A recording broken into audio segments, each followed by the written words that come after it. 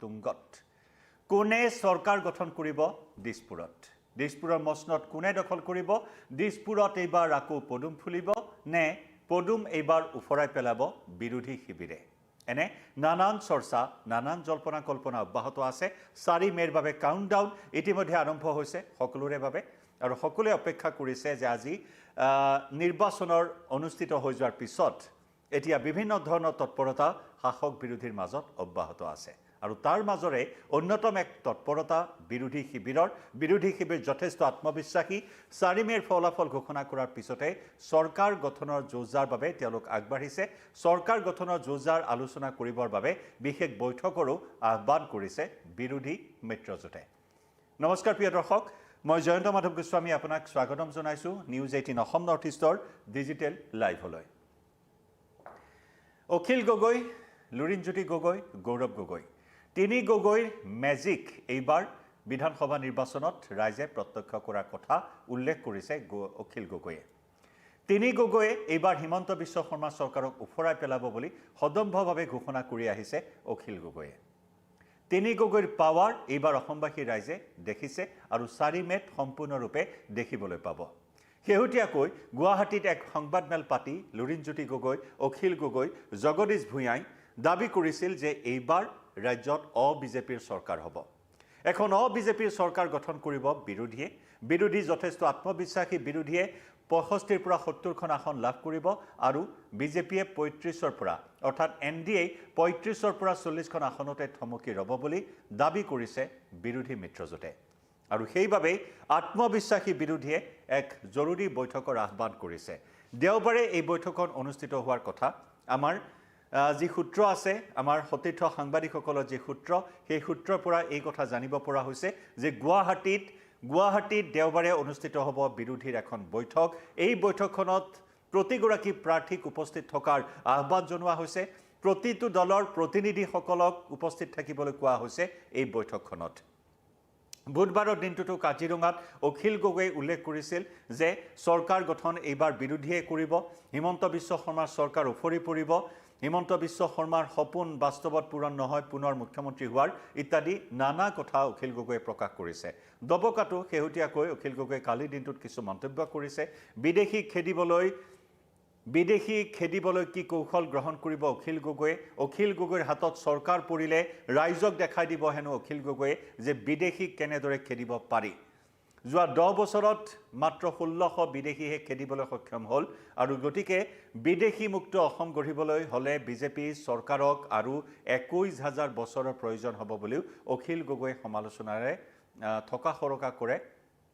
বৰ্তমানৰ চৰকাৰখনক কিন্তু অখিল গগৈ কৈছে যদি মোৰ হাতত চৰকাৰ পৰে তেতিয়া হলে আমি দেখুৱাই দিম বিদেশী কেনেদৰে খেদিব পাৰি এই আত্মবিশ্বাস অখিল গগৈ এনআৰসি সম্পূৰ্ণ কৰাৰ কথা অখিল গগৈ কৈছে আখৈ ফুটা দি মাত ফুটিছে অখিল গগৈ চৰকাৰ গঠনক কেন্দ্ৰ কৰি এতিয়া চৰকাৰ গঠন কৰিবলৈ এই কুচকাৱাজ আৰম্ভ কৰিছে চৰকাৰ গঠনৰ যোজাৰ বাবে আলোচনা কৰিবলৈ বিৰোধীৰ এই বৈঠকৰ আহ্বান কৰিছে অখিল গগৈ তিনি গগৈ সমান্তৰালকৈ বহু পুৰণি প্ৰাৰ্থীৰ সমাহাৰ এইবাৰ শাসক বিৰোধীৰ নিৰ্বাচনৰ সময়ছোৱা দেখিবলৈ পোৱা হ'ল অজাপৰ আন এগৰাকী যুৱ প্ৰাৰ্থী কুংকি চৌধুৰী ৰাইজৰ দলৰ যুৱ প্ৰাৰ্থী জ্ঞানশ্ৰী বৰা এইসকলে বিশেষ চৰ্চা লাভ কৰা পৰিলক্ষিত হৈছিল গতিকে আটাইসকল এই মুহূৰ্তত বিৰোধী শিবিৰ আত্মবিশ্বাসী যে তেওঁলোকে চৰকাৰ গঠন কৰিবলৈ সক্ষম হ'ব একে সময়তে অখিল গগৈয়ে কৈছে যে 65 পৰা 70খন আসন বিৰোধীয়ে লাভ কৰাৰ বিপৰীতে বিজেপিয়ে মাত্ৰ 35ৰ পৰা 40খন আসনতে সীমাবদ্ধ থাকিব এইবাৰৰ নিৰ্বাচনত আৰু একেদৰে 70-80খন আসন বিৰোধীয়ে লাভ কৰিব বুলি যথেষ্ট আত্মবিশ্বাসী অখিল গগৈ ইয়াকো ক'বলৈ নাপাহৰিলে যে যদিহে ইভিএমৰ গণ্ডগোল নহয় যদিহে ইভিএম সলনি নকৰে তেতিয়াহ'লে এইবাৰ বিজেপিৰ পতন নিশ্চিত এয়া অখিল গগৈৰ দাবী পিছে এয়া অখিল গগৈৰ অলিক সপোন নে আন কিবা প্ৰিয় দৰ্শক আপুনিও জনাব পাৰে আপোনাৰ মতামত কাৰণ এই মুহূৰ্তত চৰ্চা তুংগত সকলোৰে মাজত চৰ্চাৰ কেন্দ্ৰবিন্দু হৈছে যে চৰকাৰ কোনে গঠন কৰিব তিনি গগৈ সঁচাকৈ প্ৰত্যাহ্বান সৃষ্টি কৰিলে নেকি এইবাৰ নিৰ্বাচনত মুখ্যমন্ত্ৰীৰ প্ৰবল আত্মবিশ্বাসী মুখ্যমন্ত্ৰীয়ে দাবী কৰি আহিছে যে এইবাৰ 90খনৰ ওপৰত আসন লাভ কৰিব এইবাৰ ভোটদানৰ হাৰ যথেষ্ট বেছি মুখ্যমন্ত্ৰীগৰাকী ইতিমধ্যে কৈছে খিলঞ্জিয়াসকলে যেনেদৰে হিলদল ভাঙি এইবাৰ ভোটদান কৰিবলৈ আহিছে গতিকে অস্তিত্ব ৰক্ষাৰ বাবে এই নিৰ্বাচন যথেষ্ট গুৰুত্বপূৰ্ণ আছিল অসমীয়াৰ অস্তিত্ব ৰক্ষাৰ নিৰ্বাচন আছিল 2026ৰ বিধানসভা নিৰ্বাচন গতিকে সেই সূত্ৰে মুখ্যমন্ত্ৰীয়ে দাবী কৰি আহিছে যে এইবাৰ 90খনৰ ওপৰত আসন লাভ কৰিব 100খন আসন লাভ কৰিলেও তাত অসম্ভৱ বুলিবলৈ একো নাই এই কথা বিজেপিয়ে উল্লেখ কৰি আহিছে মুখ্যমন্ত্ৰী ডক্টৰ হিমন্ত বিশ্ব শৰ্মাই দাবী কৰি আহিছে আৰু মুখ্যমন্ত্ৰীগৰাকী ষ্টাৰ কেম্পেইনাৰৰ ৰূপত বৰ্তমান পশ্চিম বংগত নিৰ্বাচনী প্ৰচাৰ অভিযান চলাই আছে গতিকে এফালে মুখ্যমন্ত্ৰীৰ দাবী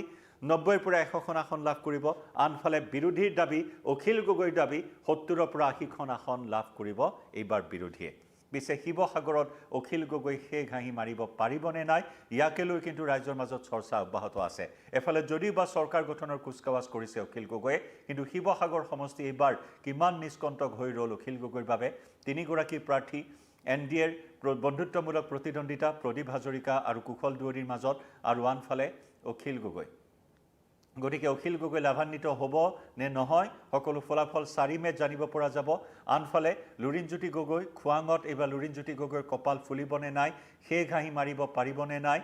2021ৰ বিধানসভা নিৰ্বাচন দুটা সমষ্টিত পৰাস্ত হৈছিল তাৰ পিছত 2024ৰ লোকসভা নিৰ্বাচনত ডিব্ৰুগড়ৰ প্ৰাৰ্থী হৈ পৰাজয় বৰণ আৰু এইবাৰ পৰাজয়েৰে হেট্ৰিক কৰিব নেকি লুৰিণজ্যোতি গগৈ নে এইবাৰ বিজয় হৈ লুৰিণজ্যোতি গগৈ চৰকাৰ গঠনত বিশেষ ভূমিকা পালন কৰিব সকলোখিনি উত্তৰ কিন্তু 4 মেতহে জানিব পৰা হ'ব আৰু একেদৰে কুংকি চৌধুৰী মধ্য গুৱাহাটীৰ প্ৰাৰ্থী কুংকি চৌধুৰীয়েও এইবাৰ কিছু প্ৰত্যাহ্বানৰ সৃষ্টি কৰা পৰিলক্ষিত হৈছে যথেষ্ট চৰ্চা লাভ কৰিছে ছ'চিয়েল মিডিয়াতো জেনজিৰ মাজত যথেষ্ট চৰ্চিত এগৰাকী প্ৰাৰ্থী গতিকে মধ্য গুৱাহাটীৰ যি ভোট বিন্যাস সেই ভোট বিন্যাসৰ পৰা কুংকি চৌধুৰী জয়ী হৈ আহিবলৈ সক্ষম হয় নে নহয় তাৰো উত্তৰ 4 মেতেই পোৱা যাব একেদৰে জ্ঞানশ্ৰী বৰা বিশেষভাৱে প্ৰচাৰ কৌশল অৱলম্বন কৰা পৰিলক্ষিত হৈছিল মৰিয়নিৰ যি বিধ্বস্ত বাট পথৰ পৰা জ্ঞানশ্ৰী বৰাই প্ৰচাৰ অভিযান চলাই ৰাইজৰ দৃষ্টি আকৰ্ষণ কৰিবলৈ চেষ্টা চলাইছিল গতিকে সেই প্ৰচাৰ অভিযানে সেই প্ৰচাৰ কৌশলে জ্ঞানশ্ৰীক কিমান সহায় কৰিব নিৰ্বাচনী ফলাফলত তাৰো গম পোৱা যাব আৰু আনহাতে আটাইতকৈ হট সিট হিচাপে পৰিগণিত যোৰহাট সমষ্টি এই যোৰহাট সমষ্টিত গৌৰৱ গগৈ লোকসভা নিৰ্বাচনৰ দৰে চমক দিব পাৰিবনে নাই তাকে লৈ কিন্তু ৰাইজৰ মাজত জল্পনা কল্পনা অব্যাহত আছে বিজেপিও যথেষ্ট আত্মবিশ্বাসী গৌৰৱ গগৈ 2024ত যি ধৰণৰ ভোট লাভ কৰিছিল সেই ভোট এইবাৰ গৌৰৱ গগৈয়ে নাপায় গতিকে গৌৰৱ গগৈৰ বিৰুদ্ধে সাধাৰণ ঘৰৰ ল'ৰা হিচাপে হিতেন্দ্ৰনাথ গোস্বামীয়ে জয়ী হ'ব বুলি বিজেপিয়ে দাবী কৰি আহিছে গতিকে এক আকৰ্ষণীয় যুঁজ হৈছে এইবাৰ 26ৰ বিধানসভা নিৰ্বাচনত সমান্তৰালকৈ এইকেইটা সমষ্টিৰ উপৰিও গোটেইকেইটা সমষ্টিয়ে এইবাৰ বিশেষভাৱে চৰ্চিত সমষ্টি কিন্তু তাৰ ভিতৰত ৰাইজৰ মাজত ব্যাপকভাৱে চৰ্চিত এই সমষ্টি তাৰ উপৰিও যদিও বা আমি বিৰোধীয়ে চৰকাৰ গঠনক লৈ বৰ্তমান আপোনালোকক জনাই আছোঁ তাৰ মাজতে বিপুৰীয়া সমষ্টিত কোনে সেই ঘাঁহি মাৰিব বিভিন্ন বিষয় বিভিন্ন দিশ চালিজাৰি চাই ইতিমধ্যে আমি ভোট ভাইবৰ কথাও আপোনাক কৈ আহিছোঁ ভোট ভাইবৰ সহযোগত নেটৱৰ্ক 18ৰ যি সমীক্ষা আছিল সেই সমীক্ষাত কিন্তু এইবাৰ 90খনৰ ওপৰত আসন লাভ কৰি বিজেপিয়ে দিছপুৰত চৰকাৰ গঠন কৰিব বুলি সমীক্ষাত প্ৰকাশ পাইছে গতিকে লক্ষণীয় হ'ব এইবাৰ 26ৰ মহাৰণখনত কোনে সেই ঘাঁহি মাৰিবলৈ সক্ষম হয় কিন্তু তাৰ মাজতে অখিল গগৈ লম্ফজম্ফ নিৰ্বাচনৰ পূৰ্বৰে পৰাই যি লম্ফজম্ফ আছিল মিত্ৰতাক লৈ কেইবাবাৰো মুখ ঠেকেচা খোৱাৰ পিছত গৌৰৱ গগৈৰ সৈতে অন্তিম মুহূৰ্তত মিত্ৰতা সম্ভৱ হৈছিল প্ৰসংগক্ৰমে উল্লেখ কৰিব লাগিব 2021 চনৰ নিৰ্বাচনলৈ বিশেষকৈ বিৰোধী কংগ্ৰেছৰ যি ধৰণৰ কুচকাৱাজ অসমবাসী ৰাইজে দেখিছিল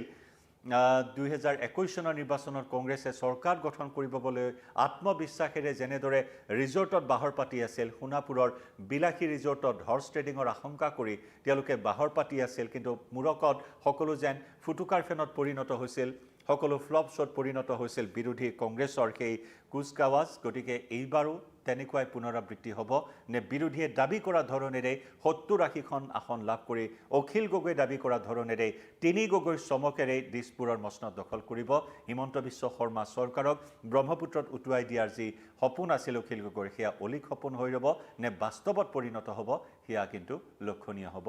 4 মেৰ ফলাফলত কিন্তু অহা দেওবাৰৰ এই বৈঠকখনে যথেষ্ট তাৎপৰ্য বহন কৰিছে চৰকাৰ গঠনৰ আলোচনাৰ বাবে এই বৈঠকৰ আহ্বান জনোৱা হৈছে বিৰোধীৰ প্ৰতিগৰাকী প্ৰাৰ্থী আৰু বিৰোধী দলৰ প্ৰতিনিধিসকলক এই বৈঠকত উপস্থিত থকাৰ আহ্বান জনোৱা হৈছে প্ৰিয় দৰ্শক আপুনি কি ভাবে